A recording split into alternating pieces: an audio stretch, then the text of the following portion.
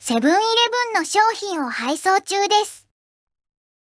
ご注意ください。右に曲がります。これはセブンイレブンジャパンが今日から東京八王子市の一部エリアで開始する実証実験で、専用のアプリから商品を注文し、なんとロボットが自動運転で配達場所まで届けてくれるんです。カメラやセンサーで周りを確認しながら赤信号を検知して横断歩道を渡れるのはもちろん、坂道や段差もスムーズに走行することができます。都心